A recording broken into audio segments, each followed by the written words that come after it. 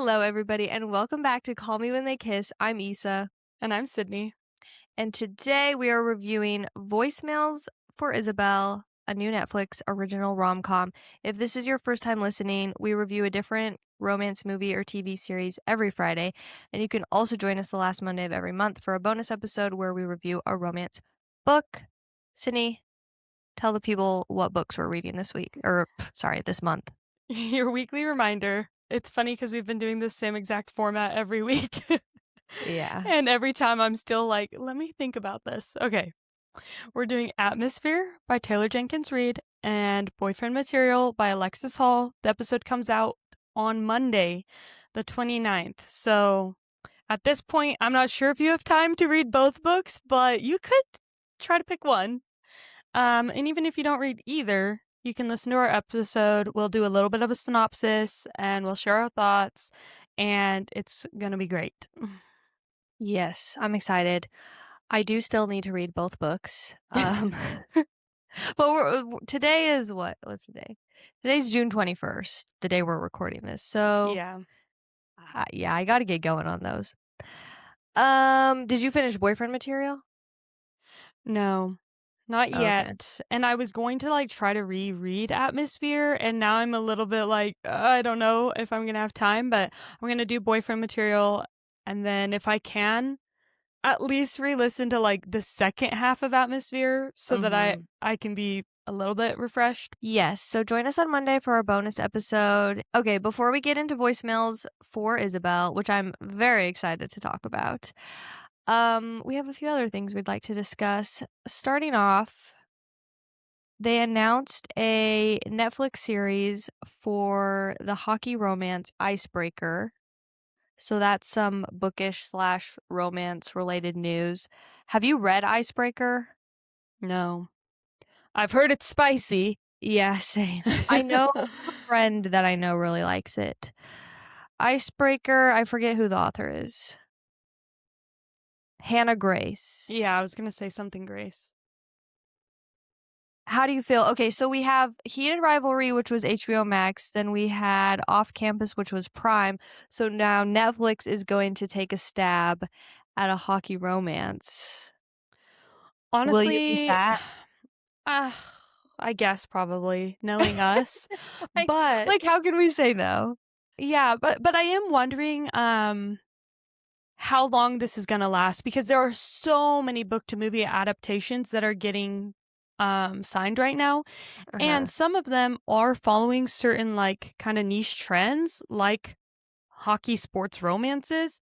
And I'm a little bit worried about the, let's call it, Divergent effect, where by the time YA dystopian adaptations were being made and we finally got around to Divergent, the last movie was never made. I don't know if people realize that, but they literally just stopped and we never got the final movie in Divergent. And I'm kind of interested. Oh, and it's Beautiful Creatures that we were talking about. Yes. It just came a little bit too late in that surge of YA dystopian. And so, with this just being announced, well, does that mean that's coming out in 2 years? And maybe it will still be relevant because obviously we're getting second seasons of Off Campus and Heated Rivalry, and that might keep some of the momentum going. But it's going to be interesting to see which of these adaptations become popular and how long this lasts before it's a worn out trend. Yeah. Were you a big Divergent fan? I was a big Theo James fan. Okay. No, I didn't read the books. I mean, I think maybe I read the first book. I did watch all the movies, but I was just really in love with Theo James. Cause I read all the Divergent books, but I didn't like them that much, so I didn't really care about the movies. And that's kind of how I feel about Icebreaker. It's well, I'm already invested in Heated Rivalry and Off Campus. So will I even care whether the Icebreaker one comes to fruition? Yeah. Even Probably if it's not. something that you like, like, I don't have a special interest in hockey romances. But, like, I'm already, like you said, committed to 2 of them. Like, how Yeah. many hockey romances am I gonna Yeah. add to my personal lineup, Yeah, like, when this exactly. isn't actually something I care about? I Yeah. just like those specific shows, you know? Well, we'll see. You know us, we'll watch anything with kissing, so we'll give it a shot. Okay. Our weekly Love Island recap, which is always about a week behind because we record these episodes a week in advance. So you can skip past it if you don't want to hear our week old lukewarm takes on Love Island. Okay, my lukewarm take of the day is I'm sorry to be a snob, okay, but I've been watching Love Island for a while, okay? And listen, I welcome everybody. I'm so glad the show's blown up. Come one, come all. Normally I love the online discourse and I love being a part of like the chatter online. But like, man, everybody's complaining so much about the US season. And I'm just like, you guys don't you, no, that sounded harsh. I was like, you don't get it. But like, seriously, unless you've sat through all 60 episodes of Love Island UK season 11, respectfully, you don't know how dire the situation can get. Yeah. Like this season of Love Island is fine. And it's a long show. There's lots of episodes. And if you're not liking it, maybe you just don't like Love Island. Because that's just how it goes. Like every season is a little bit different. The producers have always like influenced certain things. The Islanders have always to a certain extent like played it safe in different ways or played it strategically. Like that's just how it goes. And I'm just kind of getting burnt out on everybody like whining and complaining about it. It's funny because I guess what are they complaining about? Like, I my biggest complaint for this season is that it just feels like, like, I kinda care about it, I kinda don't, but Mhm. I don't have any, like, major complaints, though, so, like, what are people saying? Just that, like, because they're coupled up? Yeah, I guess they're bored and which to me, like, Love Island is a comfort show. Yeah. Like and again, this is not as boring. I've seen literally hundreds of episodes of Island. This is not that boring. Um, yeah, There's been some drama lately. yeah. It's been yeah. Yeah, like Soul leaving the villa and then, like, trash talking everyone. Yeah, Yeah. like, I mean, stuff has been happening. I think the biggest complaint I've seen is that people are too coupled up and they're playing it too safe, Mhm. but and we've said this multiple times on different platforms. Sydney and I are always talking to each other on, like, 5 different apps at one time. Um, I don't have a problem with with the Islanders being quote unquote "too coupled up." Because well, at this point when this episode comes out, we'll already have had a week of Casa. So I Mhm. guess we'll see if, this works out in our favor. But in my mind, the more coupled up they are, the better Casa Amor will be and like the better like the fallout and the drama will be on movie Yeah. night and stuff like that. And you said we were texting earlier and you said you weren't convinced that they were really even though they're acting really coupled up, you're not convinced that it's anything more than physical attraction. But Mhm. I would argue that that's enough. Like Well, I was gonna say, like, that's gonna make for, like, a yeah, really crazy and eventful and fun Casa More because they're, like they could easily abandon those connections, whereas, yeah, like, Huda and Jeremiah, for example, if they had been still together, like, Casa More would have been lame because right, you know yeah, that she wasn't gonna, like, even talk to anyone else, you know? yeah. Well, and, like, going back to the physical attraction thing, like, Kata and Zach allegedly had sex in the hideaway. We know Allegedly. yeah. We know Corbin and Kenzie have been getting freaky. So, Mhm. like, yeah, maybe these connections are mostly, like, lustful, but, like, feelings are gonna be hurt. Yeah, If regardless. yeah, like, if these boys, like, explore in Casa or vice versa, the girls explore. But, I mean, yeah, when this episode comes out, I guess what if nobody explores? Then I'll have to eat my words.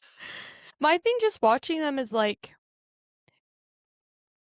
I just don't think that, and actually it just dawned on me, and I've said lots of times, like, I feel like every time we do this recap, I'm like, I'm not an expert, like, I haven't watched I've only watched 1 season of Love Island, okay? And so I don't know, like, what's happened in the past and what's possible, but, it kinda just, like, dawned on me of, like, what if, like, the lineup they choose is literally just not very compatible? I'm like, is any of this actually built for, like, you could actually have a connection in real life kinda way? Or is it even meant to be? Maybe it's not, Yeah, you know, like I don't think it matters. Like, yeah. I don't really care as long as as long as there's drama. And honestly, a lot of them leave the villa and become influencers and move to LA anyway. So, It's funny to me, like, how many nurses they get on this show, and I'm like, "Do you wanna be a nurse, though?" Like, nursing school's not easy, and they go through nursing school and then, like, come on Love Island and become influencers, and I'm like, "Well, do you wanna be a nurse? Or do you wanna be an well, influencer?" they'd probably And, rather be like, an influencer, but at least if influencing doesn't work out, they can go back to being a nurse. because, like, yeah, watching this, I'm like, I don't know if I'd want Nick or Kenzie or any of these people to, like, be in charge of my medical care. Well, certainly not Kenzie. She doesn't even know how 20/30 vision works. Oh my gosh, That she was was, so like, funny. correcting everybody, and then she's, like, Yeah. talking about the white noise, and I'm like, "Y and she was wrong about that too." Yeah. She's like, "Rain is not white noise, the ocean's not white noise," and then she makes a sound that literally sounds like rain. She's like, "This is white noise." "Shh." Okay, so, like, a rainstorm. She's funny. Oh Mm. my gosh, she's crazy. But everyone's that's like, "Why is she still here? Get rid of her." I'm like, "But why would we get rid of Kenzie?" I know. That's the other thing that's bugging me. It's like, do you guys not know what makes good reality television? They Like, could get rid of oh, Caleb. He's pretty boring. yes, exactly. And that's what I was just gonna say. Again, this is a week old at this point, but like it was driving me nuts the people that were like voting for Sol and Caleb as their favorite couple They weren't gonna be a because couple. well, no, they just wanted to like keep them in the villa to give them a chance to like Yeah, but, another like, chance to explore. but nobody wants them. Exactly, and they're boring. Like Yeah. I feel bad for Sol to a certain extent. I feel less bad for her now that she's like left the villa and has been like trash talking everybody, but, like, she was just moping around and being miserable, and, like, I'm Mhm. sorry, as a bombshell, you have to bombshell harder. Well, anyway, join us next week for more of our delayed Love Island thoughts. Okay. Anything else before we start talking about the movie? Do you have any life updates for us, Sydney? No, my life has been super boring lately, but, do you?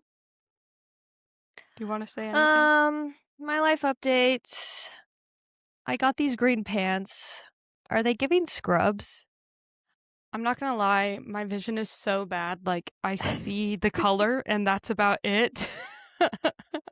Um, so I can't tell if they're giving scrubs or not, but I have, yoga pants that are almost, like, the exact same color, and I like it. I don't feel like they're giving scrubs in real life, but, like, I'm looking at myself in the camera on the computer.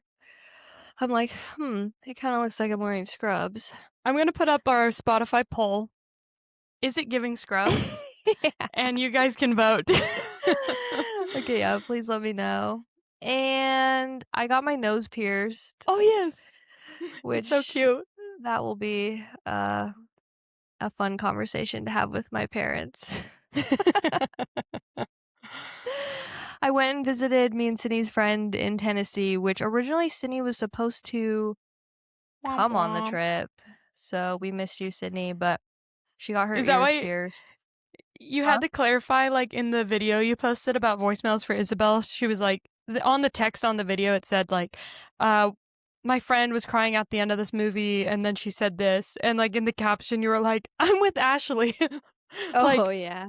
were you saying that so that people didn't think it was, like, me crying? Or you were just giving her a shout out? I guess so. I don't know. I didn't know how to phrase that video and that You're like, caption. "This isn't Sydney crying." Yeah. Well, that's the thing. No, that's what it was. Because it felt weird. If it was you, I would have just said Sydney Yeah, instead yeah. of, like, my friend because it's our podcast account. Yeah. So then saying my friend, I felt like I had to explain, "No, it's not They're Sydney." like, "Which friend?" Yeah. Yeah. But I was crying too. Did you cry? Yeah, I did Yeah, cry. we'll talk about that. Yeah. Um, anyway, yeah, those are my life updates. Did you and you went to Graceland? Yes, I went to Elvis's house. It was really interesting. And you wanna know something funny? They had they had so much random stuff on display. One of the things they had on display was his parents' tax return from 1953. As an And I accountant, this actually is very fascinating. yeah, that's the thing, like, I really don't think of myself as, my job does not define me. I'm not passionate about my job or about taxes. But I saw that tax return in the glass display case, and I was like, "Oh my gosh, that's so interesting. Let me take a picture and send to my coworker." Like, I all of a sudden, I was like, "Okay, I guess I am kind of a nerd." I'm an accountant. Yeah, I'm an accountant. Every time I watch Also, Parks and Rec, I think of you because Ben's an Ben, accountant, but he's really nerdy. have you noticed that anytime in any movie they make a joke about a job, like a boring job, it's always accountants? Yeah. It happened in Voicemails for Isabelle. She was, like, about to give up on her dream of being a Oh, baker. yeah, yeah. I guess It's it's like, "Should I time to become an accountant?" yeah. They were like, But you "Honey, guys, you're not there's very a good at reason math." yeah, she was like, what did she say? It was a funny joke. She's Something like, about "Well, she's like, I might be now. It's been a while since I counted." yeah. Yeah, yeah. But it's funny because, like, you don't actually have to be, like, a mathematician to be an No, no, no, accountant. no, no, no, no. You just need to know how to use Excel Yeah. formulas and right? People always say that to me. They're like, "Oh, so you love math?" And I'm like, "No, I like job security and routine." Yeah. And that's why there's so many jokes about accountants because it is a very secure, comfortable job. Yeah. Anyway, on that note, shall we get into voicemails for Isabelle? Let's do this.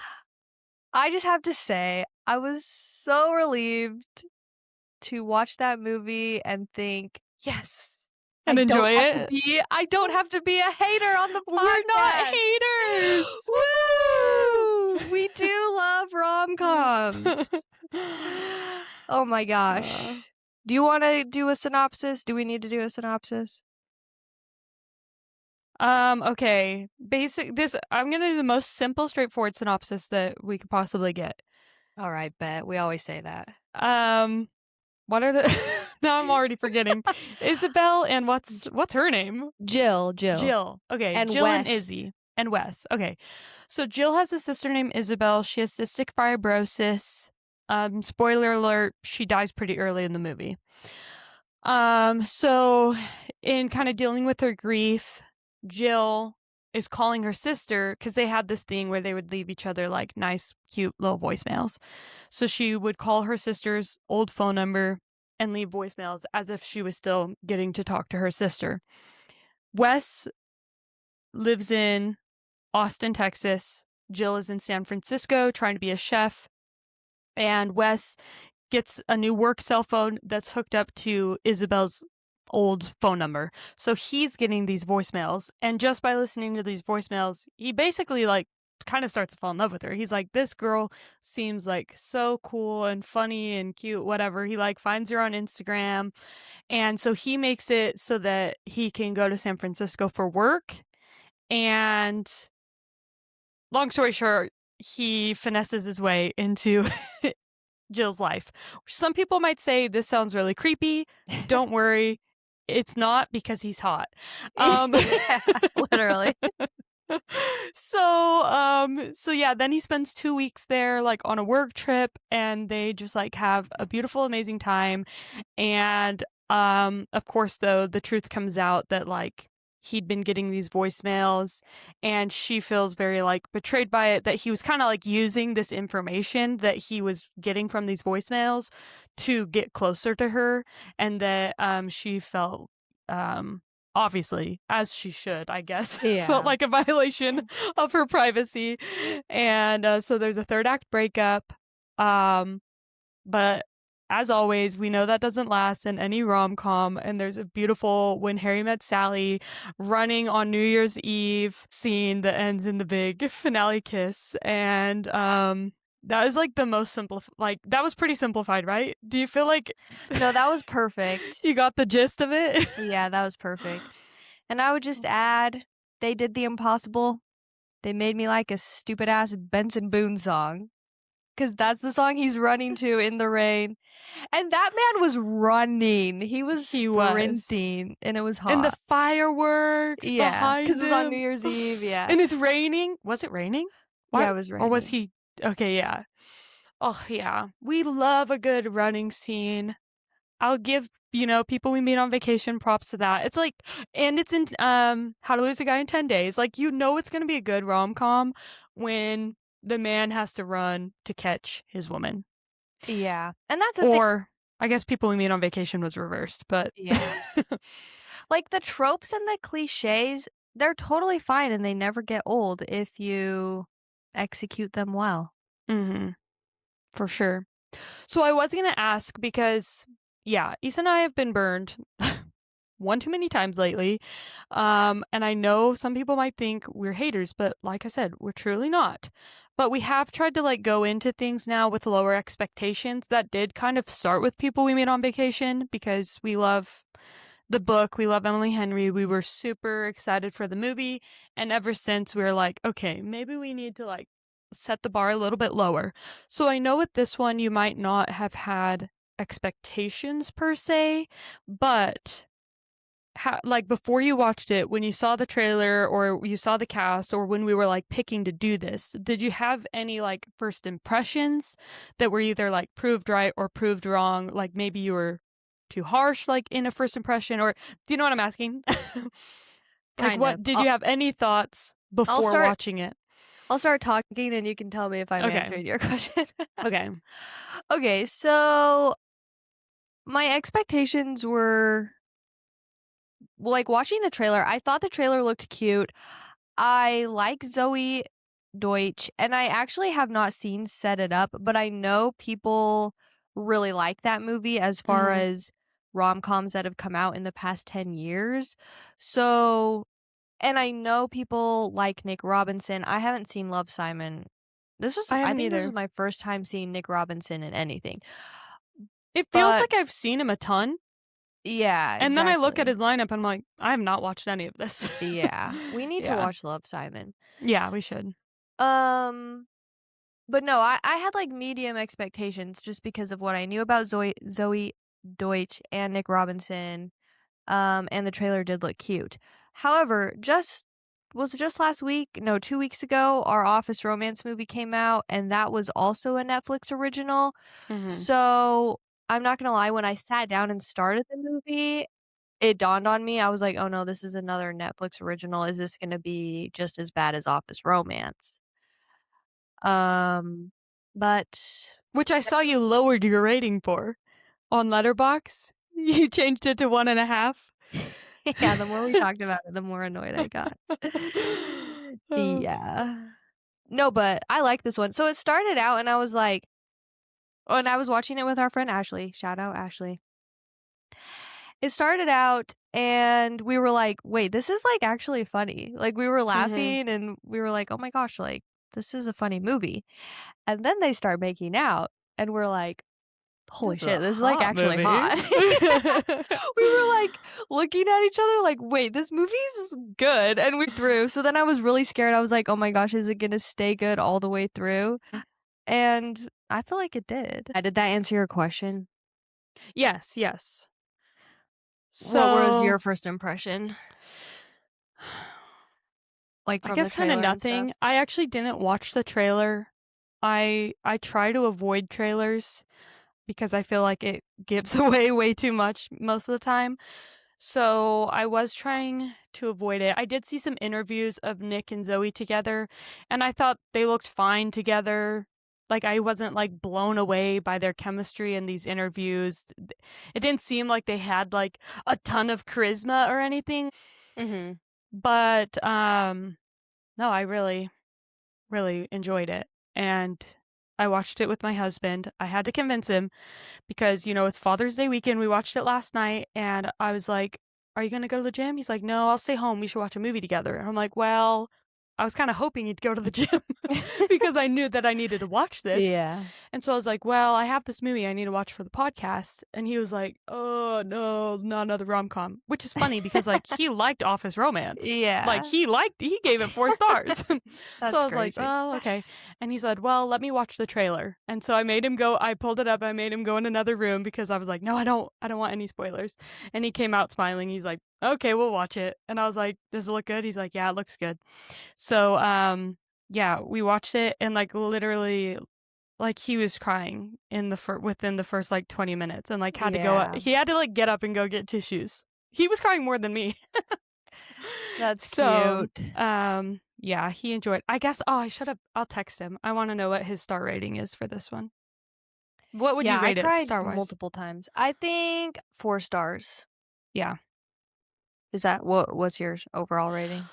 I actually put 4.5 on Letterbox because Oh. just for the fact that it's not so much that I'm like, "Oh my gosh, this is like near perfect." Um, but I feel like we really hold back on our 5 stars, and I didn't think it was like, "Oh my gosh, this is perfect." I didn't to Mhm. give it a 5 stars, but I felt like I needed to give it more credit for being better than like, I'd say this is, like, the best romance that's been released in the past year. I agree. So I felt like I needed to, like, give it credit for that, like, Mhm. for what we've been given in recent times, this is one of the best, I think. Yeah.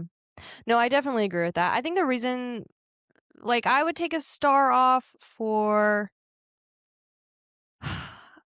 I really, really loved the sister relationship and the emphasis on that, but for a rom-com, there was, like, a big chunk of the movie that, like, the romantic lead was not even in it.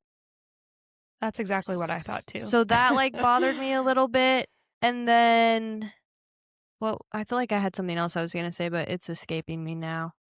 But that's the main thing coming to my mind, like, there was a big chunk of the movie where I was like, "Where's Wes? Bring him back."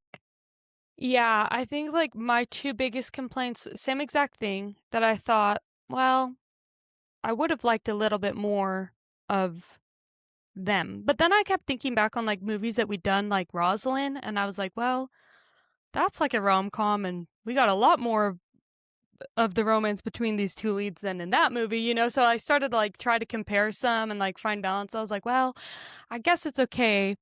Um, I guess I've watched rom-coms that kind of teeter that line. Like, some have more of the couple and some have a little bit Mhm. less, but I do think, like, that we got a pretty full picture of, Zoe's character, Jill, and, like, who she Yeah, was, but that I definitely. would have enjoyed a little bit more of, like, him. Like, I don't even know how his mom died.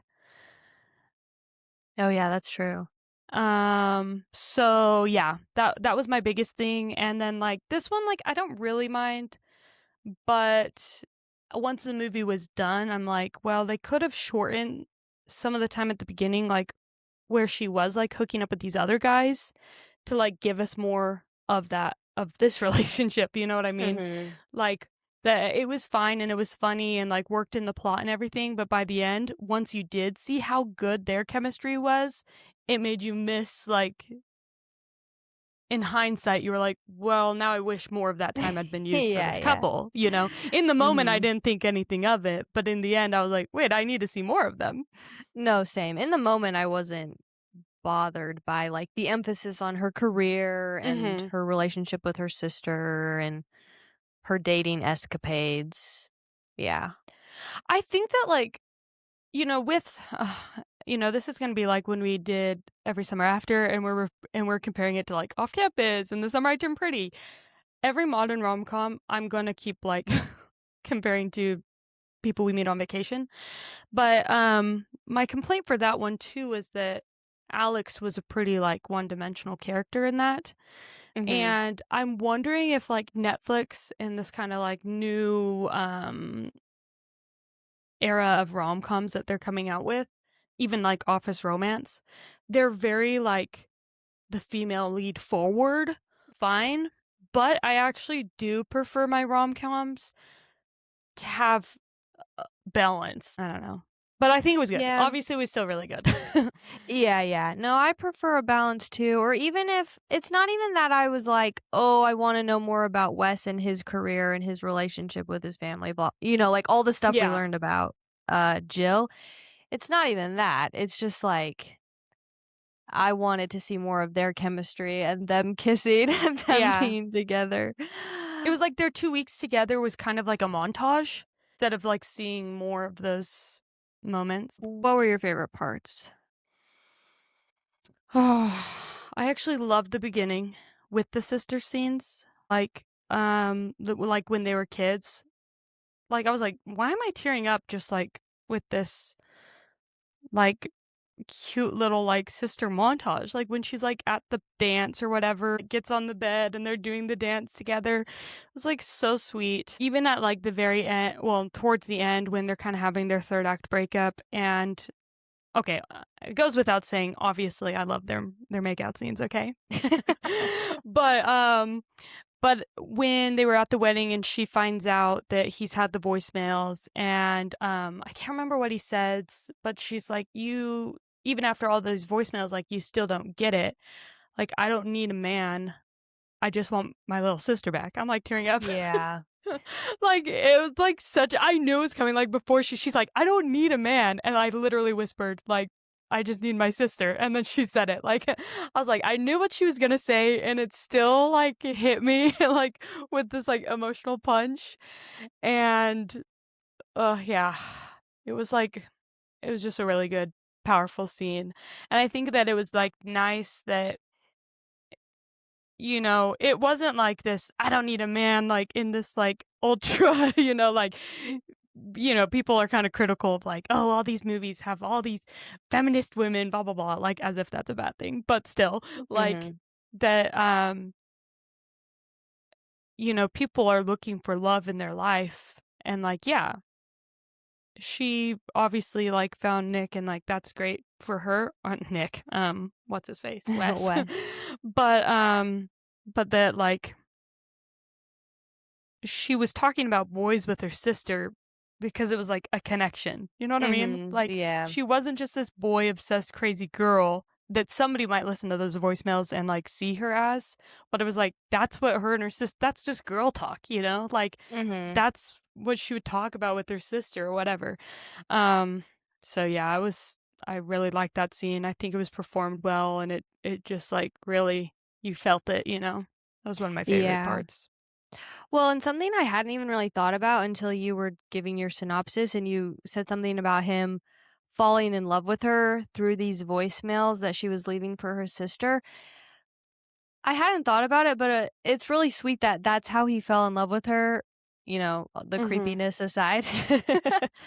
Because her talking to her sister, that's probably, like, the most comfortable, the most fully herself that she is. Like, I think about my Mhm. relationship with my sister, and she's like, I can say anything to my sister. I feel like my most true self with my sister, and so it's, like, really tender that he really got to know, like, the real her, and that's who he Mhm. fell in love with just right off the bat. Yeah, And I then at hadn't the thought about end that, but where, like, he calls the number to, like, leave a voicemail for her mhm. sister, oh, I was like, "It's so Yeah, that sweet." was really and it was, Oh. like, sweet too how she called her sister one Mhm. last time and was like, "This is my last voicemail to you, like, I'm okay." Yeah. And it was, like, the full circle moment of her, like, coming to terms with it and Mhm. finishing, like, that part of the grieving process. Yeah. Yeah. So good. Okay, what's your favorite scene? Is it making out? Well, yeah. That Yes. was, like I The haven't kitchen? felt that way. I don't think I felt that way since Belly and Conrad made out in the Oh. taxi. And that's the thing, like, we've talked about this before, but it does not need to be a sex scene. It does not need to have any nudity. Like, that was the hottest thing we've seen. Yeah. Sexy doesn't Literally. need to mean sex. Yes. Like, Oh my be gosh. intimate, and it made it more intimate that, like, she had just done this, like, super sweet thing for him, Mhm. and you could, like, really feel, like, the emotional connection they had, and, like, Yeah. that's what women find sexy. Yes, exactly. And, like, she was fully clothed, but, like, the boob graze, and then he was biting her shoulder. Somebody left a funny comment. I posted a TikTok about, like, rewinding back to the makeout scene, and somebody commented, "When he bit her shoulder, dot, dot, dot, yeah, rewind it back quickly," in all caps. And that's how I felt. I was like, "Wait, wait, wait, I've gotta watch that again." Yeah. No, it was good. I kind of, like, already want to rewatch this movie. I, like, texted a bunch of girls and was like, "Well, I had to watch this for my podcast, but I'm totally down to rewatch it again if anyone wants to have a movie night." Yeah, no, well, Because I I know have we'd rewind it in real time. yes. No, I had so much fun watching it with Ashley, and again, I really wish you were able to come Oh. and our friend Markel, she was supposed to come too. But, no, I'm definitely gonna make my sister and my husband watch it again with me. I think they'll both like it. I was just gonna say that I thought, like, Nick was cute, you know, when we saw the Mhm. cast, whatever. I thought he was cute. But yeah, he, like, really grew on me throughout this No, movie. same. I was like, he's kinda, like, boyish, like, he looks kinda young to me. By the end, I was like, "Yeah, you're pretty hot." No, I thought he was hot too. And I really do wanna, like, watch Love, Simon now, and Oh, yeah. I think there was another rom-com I saw he was Everything in. Everywhere? That's not a rom-com, but he was in that one too. Maybe that's what I'm thinking of. Um, did you think it was funny? Yeah, I thought some parts were really funny, some parts were, like, a little bit less funny, but,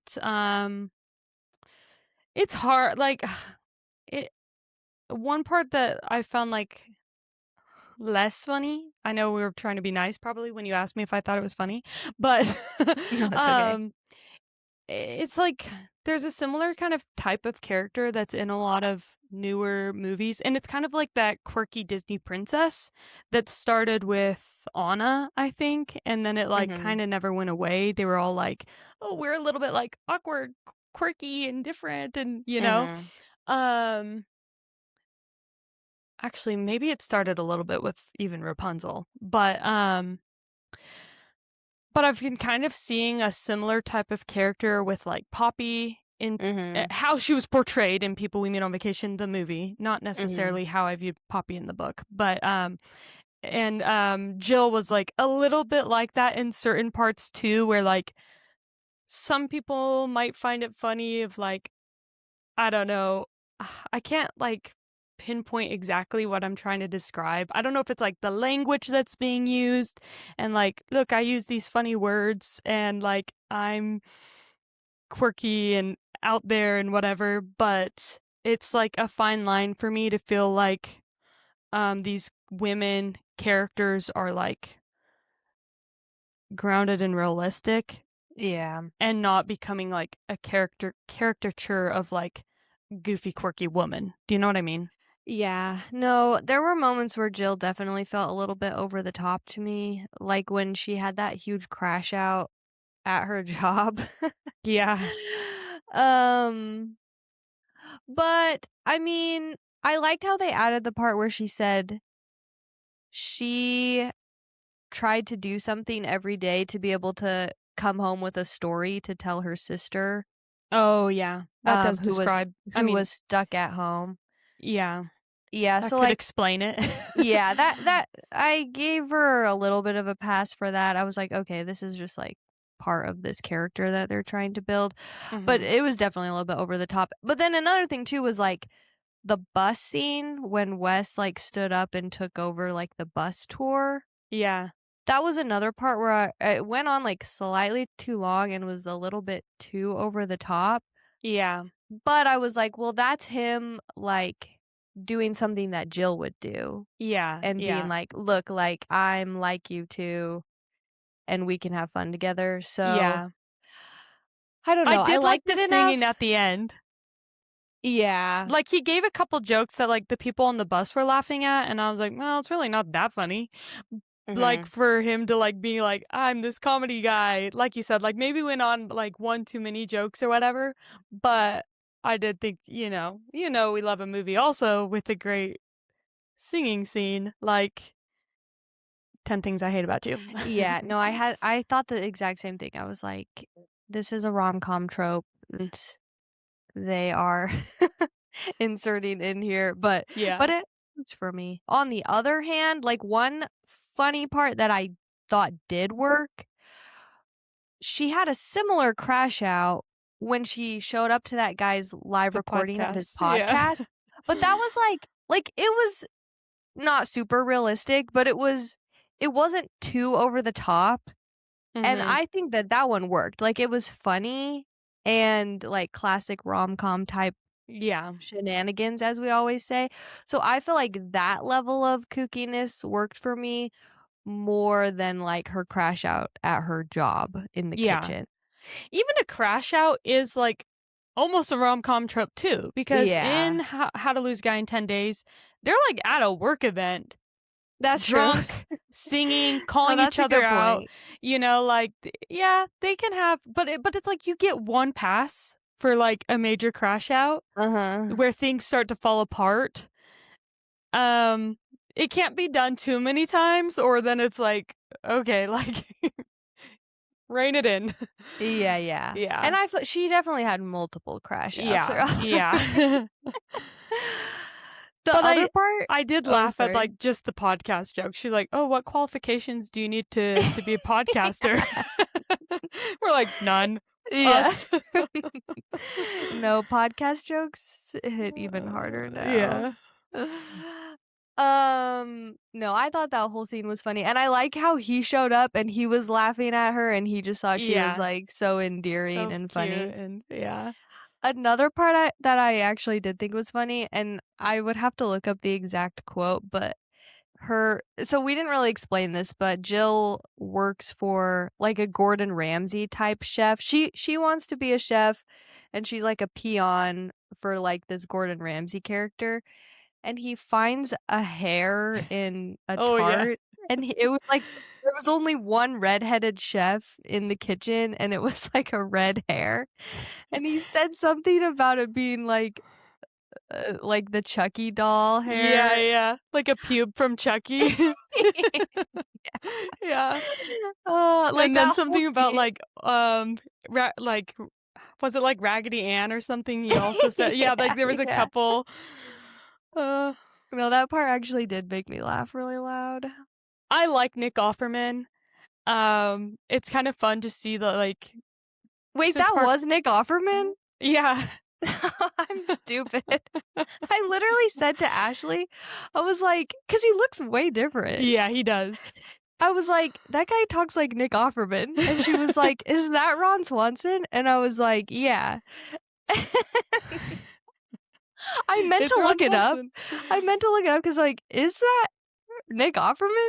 Oh my gosh, I'm dumb. That's No, so Alan funny. actually said the same exact thing, and he was like, "Wow, it's really crazy, like, how much, like, hair like, a different style can, like, Yeah. make you look." He's one where you're like, "Yeah, okay, I can maybe fall for, like, the Superman theory," you know? Yeah. But, And he just yeah, looks he was older and funny. Oh, bigger. yeah, yeah, yeah. Oh my gosh, I feel so dumb. It's fun that, like, he's getting these, like, random big roles, though, because he's also in, like, Margot's Got Money Problems, and, like, he just seems to be, like, popping up a lot lately, which is fun, I like him. Even, like, Lucas Cage character was pretty funny. Oh, yeah. Yeah, it definitely had some some good funny parts. I'd say it balances, like, the grief and the funny pretty well, and, some people I think somebody left a comment on yours, or I don't know if it was on another video, but it was like, "It's a little bit too sad to, like, be my comfort watch, but I definitely would watch it again, like, when I want a good cry." Mhm. But I think a lot of people either didn't watch these, maybe they weren't, like, truly committed to the 2000 rom-com, but there's a lot of sad 2000s rom-coms. And so, um, this felt like to me like a callback to those kinds of romance movies. My favorite classic romances to me, like rom-coms, I mean, like they have to be romantic, but I also really like a good like emotional like something you really feel in your gut, and it doesn't necessarily need to be about death. Like all these movies had like not just like the romantic climax, but a sub storyline of like an emotional climax that would make you kind of tear up or really feel something. And that's what I feel like a lot of new rom-coms that have been trying to like replicate 2000 rom-coms have been missing. I agree, because at the end of the day, like, I like funny movies, but we started this podcast because we love romance, and Mhm. I think a lot of times if there's a deeper emotional side to the story, even if it's a comedy, that helps build the romance, Yeah. and at the end of the day, the rom-coms that I rate higher and that I love them because of the romance, not Yeah. necessarily the comedy. Yeah. And that's why we didn't really like Office Romance, like, it was raunchy and crazy and funny, but there was nothing romantic or emotional about it to sell us on the romance. And that's my biggest complaint with The People We Meet on Vacation is Yes, because I exactly. felt like there's romance, but like it didn't take enough time to show like the emotional connection they had and like their backgrounds and what really like was making them work as a couple. And Mhm. instead we were just given like kind of the surface level. And when you take the events that happen in that movie without the emotional underlayer, it's like, well, I don't really like these characters, like Mhm. with everything that happened in Italy and all that, like it's missing something. Mhm. And for me it was that emotional storyline too. So, yeah, I think this So one you did did good. like this movie better than People We Meet on Vacation? Yeah, I was going to ask you that. Yeah, I liked I it did. better.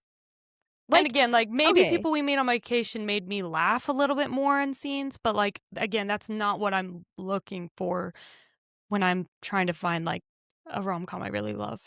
we're like, we review rom-coms, but actually we don't care about the calm part. Well, No, I that's not true. do. I do care, yeah. It can be enjoyable. Like at the end of the day, we were like, yeah, people we meet on vacation is cute and fun, And but it it's was nothing funny. more than that. Yeah. Yeah, like it's funny, but Well, and I'm sorry to keep going back to the making out, but, like, even just the making out scene was way better in this one than anything we got of Poppy and Alex in the movie. hmm sometimes I'm like, you guys need to slow down. Because it's like with Poppy and Alex, there's the kiss in the rain, but then it happens really quick, and then they're like having sex, but it's in the dark, and it still happens pretty quick. And I'm like, whoa, whoa, whoa, Yeah. whoa. Like, Where's the boob grace? yeah, like slow down and like hold each other for a second, you know? So like Yes. we need like some caresses. And like we talked about this like on another podcast. We were guests on it, and they're like, "Oh, so like you guys just care about kissing?" And we're like, "Well, no, like that's why we freak out over like Mr. Darcy's hand flex or like in Yeah. Twilight where their hands brush on the like I need that. Okay, it's gonna like I'm like trying to avoid the word. I'm like, where's the foreplay? No, but literally, and I And think I'm not saying that in like a sexual way. I'm not even saying like, yeah. oh, like sexual foreplay. I'm just saying like even emotional. Like we need like to build up to that moment. Well, even, like, in Off Campus, there's not, like, a a kiss or sex scene that really stands out to me where I was like, "Oh my gosh, like, this is so romantic and hot." Mhm. And I think it's bec I wonder if it has something to do with, like, the rating and, Mhm. like, when these shows just have sex in them, they can just jump right to the sex, but if you're setting out to, like, make a more YA level show, like The Summer I Turned Pretty, for example, or this movie was this movie rated R? It Or it actually was, had a like, TV TV-14? rating. Yeah. Yeah, I was like, "What?" I was really surprised by that. I was like, "Why does it have a TV rating?" When you can't just jump straight to sex, but you have to still make it romantic and sexy and, Mhm. like, it forces them to, write a better intimacy scene. Well, and, like, there's the whole conversation about how he didn't because he had the opportunity and he didn't because he wasn't gonna, like, be physically intimate with her without telling her the truth first. Mhm, yeah. And that also was, like, only something that a woman would write to, you know? Yeah, yeah. That, like, honesty and it kinda goes back to, like, what I loved about Off Campus and, like, what they talked about that, but, like, safety and, like, honesty and all these things are, like, essential for consent, and that if they had done anything, then it's like she can't fully, like, consent to that experience. She had no idea that he was, like, withholding stuff from her, you know? Right. And so, like, that it was important in that way, but also it's kind of what we've talked about with classic rom-coms, like, it's almost more impactful, like, without that sex scene Mhm. and having it build up to something beyond that, you know? Yeah, I think it's better when they leave you wanting more. Yeah. Than too much and still not being satisfied with it, like people we meet on Yeah. vacation. Yeah. Or like in Off Campus, it's like, "Well, I didn't need to see their toes curling." Yeah, yeah. But you know what? Like, I think what made this work really well too is sometimes you watch stuff and you're like, "Well, but, like, at what point did they, like, fall in love?" Sometimes, like, it's a whole romance movie, but I'm not really being sold on, like, the love story or, like, when this is all happening and when they're feeling what. But, like, right Mhm. before that epic kitchen makeout scene, when she, like, feeds him the chicken pot pie and he Mhm. gets, like, emotional like, you can, like, see it in him then that it's like, "I love this woman." Yeah. And so, like, when that scene came where it's like, "Okay, like, they're gonna do it, they're making out and it's this," like, you could tell they loved each other at that point Mhm. too, which, like, to me, made it even more impactful. That it wasn't just, No, like, they totally. wanted to make Yeah. out, but that this Yeah. scene was kind of like a turning point for him of, like, "I love this woman." Well, and right before that, we got the bus scene where she kind of like you see her falling for him Yeah, yeah. when he gets up and performs on the See, bus. yeah. Yeah. Oh, Uh, it was sweet. okay. Well, okay, wait. So how would you feel if this happened to you? Would you be okay with it if he was hot, like you said earlier? Yeah, I actually put, like, the 3rd act breakup thoughts because I was, like, trying to think, like, "Okay, so if I had found this out, what would I do?" And the thing is, like, I have said this in a couple different episodes, but I'm like, I'm a sucker, and when I, like, really like a boy, I like him. So, like, I don't know, I'm trying to think, like, would I feel, like, completely, like, blindsided, or would I just be like, "Well, but I'm already in love with you." You know what I mean? Yeah. Like, I don't think that I'd have the will maybe I'd be mad and, like, storm away, but I feel like after a couple days, a couple weeks like, I'm always surprised by these movies where then they just go, like, months without talking, and I'm like, "Wow, you guys are stronger than I am," because I would've caved if I really liked him. No, totally. I was trying to think, like, if I like, I get why they did what they did for movie purposes and for the tension and drama, and yes, in real life, it would be creepy and maybe they wouldn't end up together, but I can suspend my disbelief for the movie, like, it worked in a Mhm. rom-com setting. Yeah. I was trying to think, like, how to make it more realistic. Like, I'm trying to think how I would feel if, let's say I was Jill and I was sitting on my bench and he Oh, showed up yeah. on my bench, but he told me right then and there, like, "I'm Wes, I've been getting your voicemails, and I really wanted to meet you." Like, but that I'd would be be kinda jarring. Yeah, yeah. I'd I be don't like, know. "Who are you?" Yeah, I don't know how to make it, like, more realistic. Well, I'd have to ponder it, I guess. Yeah, no, that's a really good point. Or 'Cause, if yeah, he when you first showed up on texted the her. bench, yeah, I'm like, "That's creepy." Like, I Yeah, understand why she was getting up and, like, "Who are you? Why are you yeah. sitting down next to me?" Like, I would not entertain that conversation, even if he was good looking. I would be kinda freaked out. That was a funny part though, because she literally was sitting on the bench saying, "I wish someone would sit down next to me on this bench and start talking to me and we fall in love like Meg Ryan, blah blah blah blah blah." But it was so funny and relatable when someone did sit down and say hi and she's like, "Okay, I'm out of here." I'm outta Cuz in real life here. in real life those things just don't work. Like if a Yeah. man looks at me and like a strange man looks at me, I make eye contact Yeah. with him, I'm like, "I'm out of here. I'm leaving." No, that's so valid. Yeah, I think it was just the right balance of, yeah, like, yes, this isn't realistic. Like some people will, of course, hyperanalyze this and be like, "That's creepy. That's weird." Da da da da da. But like, really, when you think back on like most of the most iconic ones, there's always sort of an element to that, you know, Mhm. where, yeah, there's some sort of trickery or hiding something or whatever. If it's just like a straight up normal like meet cute fall in love, I don't think people would really watch it, and that's not a comedy. Like people's lives aren't really that funny. So like there's got to be an element of something that's like, okay, yeah, this is kind of weird if it happened in real life, but it's okay. Yeah. It's just a movie.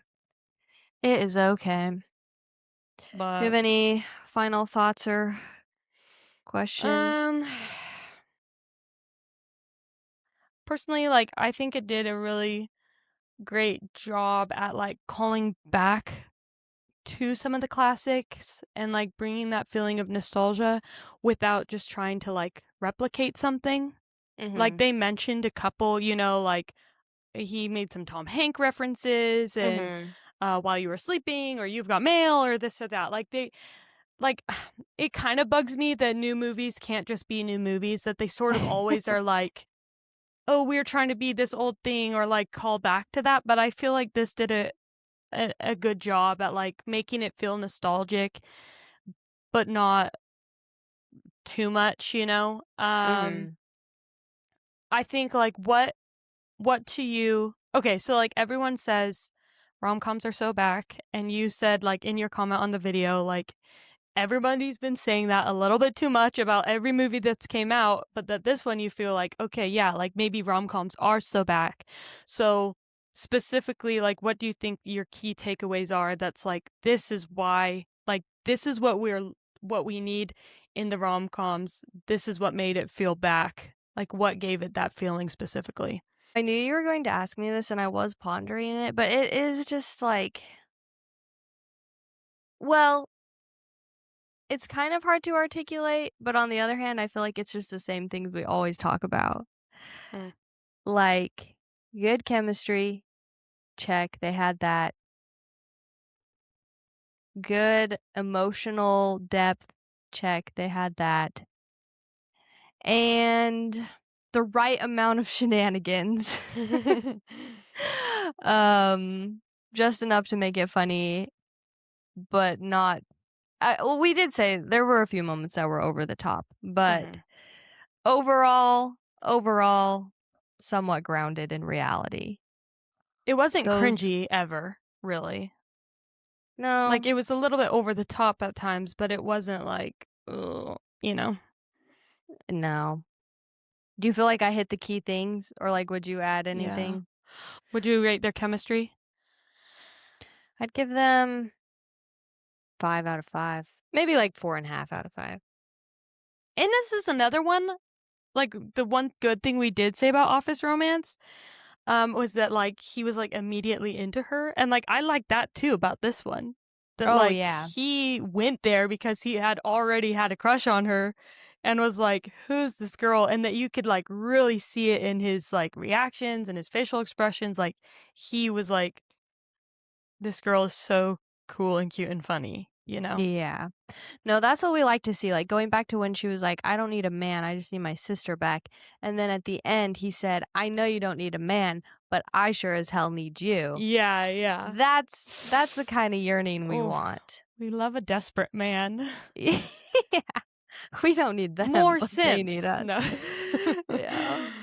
No, seriously. Uh, 'Cause that's the yeah. kinda thing that, like, a man writes a rom-com or directs a rom-com, and it's like, do you think this is what women want? My last thing was just, there's something that I've seen some TikToks, and I was gonna sound really smart for a second, but now I can't remember if it's called a needle drop or a pin drop, but it's like, um, in a film or movie in a film, I'm very intellectual. In a film where it's not like the soundtrack that's written for the music. I mean, not like the what am I Wait, pause. Is something hitting your microphone? no. Does it sound Oh. like it? Something Oh, I it was, like, hooked on my button, I think maybe. Oh. Um, it's, like, not the music that's written for the movie, it's, like, when a really popular song comes on in, like, an impactful moment. I think it's called a needle Mhm. drop maybe Yeah, because it's that's a needle drop. like a record, yeah. Um, so, like, one is, like, in Hamnet, there's, like, a really emotional scene. Some people actually didn't like this, but there's a really popular, like, orchestra song called, like, The Nature of Spring, but, like, that song came on, and it's one that, like, always, like, evokes emotion in people, Mhm. and so some people think it's just like, oh, like, they think it's cheap. It's gonna make people Mhm. feel emotional instead of the Mhm. scene because everyone gets emotional to that song. I don't care. I'm not like, "Oh, that's a cheap trick," because I love certain songs, but, like, when her sister died and To Build a Home came on, I have a Oh, playlist yeah. called Feel, and it's, like, songs that just make me, like, feel something deep inside me. That's literally the first song on that playlist, and as soon as it came on, I was like, instant tears. No, that I was like, "You can't put on this song." I'm not gonna lie, I thought you were gonna bring up the Benson Boone song. But no, the whole movie I thought had a good soundtrack. Yeah. Oh, yeah. They I they started they crying knew when when to play they the songs. yeah, when they started playing Marjorie, but I'm a Swiftie, Oh, Taylor so Swift, yeah. yeah. No, I did recognize that actually. I turned to Alan, I was like, "This is Taylor Swift." Oh, Ah, yeah. No, Benson Boone. Yeah. that was crazy actually that they used that song. Well, on that note, everybody go watch Voicemails for Isabel. Did you have any other final thoughts? No. I think I've said what I needed to say. I'm gonna go make my husband watch it with me. Yes. Yes, yes, yes. This one, like, out of all the movies we've watched in the past month, okay, this is our last June movie, right? Mhm. So, what, okay, so we did this, we did Office Romance, we did But I'm a Cheerleader, The Broken Broken Hearts Hearts Club, Club, and Every Year every year After. after. On the spot quick, what would you rank Rank them? them? Yeah. I would do Voicemails for Isabel number 1, But I'm a Cheerleader number 2, Broken Hearts Club number 3, Every Year After number 4, Office Romance dead last. I'd still watch Office Romance over Every Year After. If somebody said, "Sit down and watch 2 episodes of Every Year After or Office Romance," I still think Office Romance would be more entertaining for me. Uh, it's not it I don't the more I Maybe think not about as that one, the good. more it just, like, bugs me.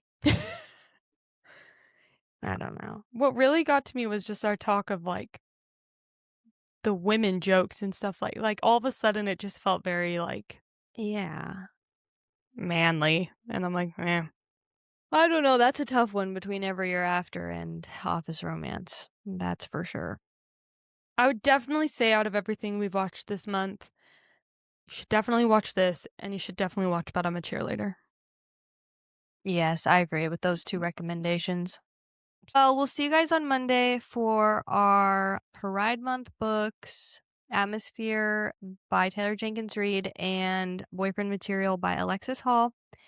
And thank you guys so much for listening. Go watch voicemails for Isabel and let us know what you thought about it. And we'll talk to you guys soon. Bye.